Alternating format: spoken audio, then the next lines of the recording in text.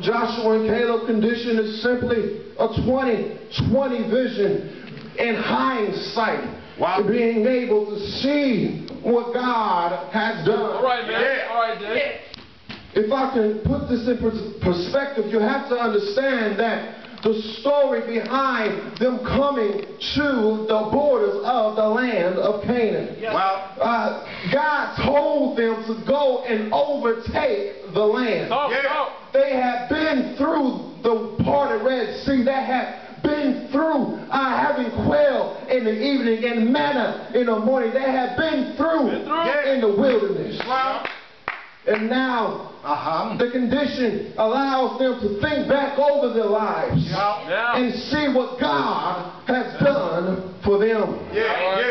And because of what God had done for them, they had stood fast on their faith. And reminded them that this land which God had promised us. This is good land. This land that God had promised our forefathers.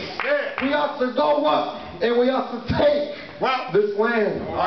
Now in verse number 10 we find that there is a threat to the Joshua generation. Verse number 10 lets us know that the congregation had threatened to stone Joshua and Caleb. All right, man. Talk, man. My brothers, what do you do in life when those closest to you are threatening to stone you?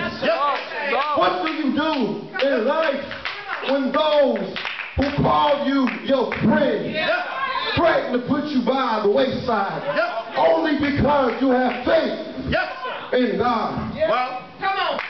Well, see, they still had faith despite of what the situation had looked like. And Isaac Newton lets us know that for every action, there is an equal and opposite reaction. And so this faith that is on the inside of them just couldn't stay dormant.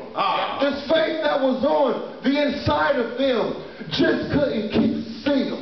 But this faith that was on the inside of them had to produce a reaction, an equal and opposite reaction. And I'm thankful that God has led Joshua and Caleb into the land of Canaan. I'm thankful that God had used Joshua and Caleb to bridge the gap between the Joshua and Moses generation. I'm thankful that God had used such men of faith because I understand that Joshua comes from the tribe of Judah. And if Caleb had not been entered into the land of Canaan, we would not have our lion of the tribe of Judah.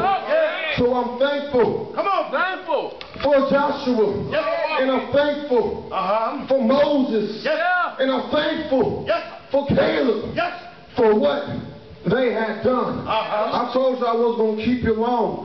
You gave me 15 minutes, I'm going to give you 5 back.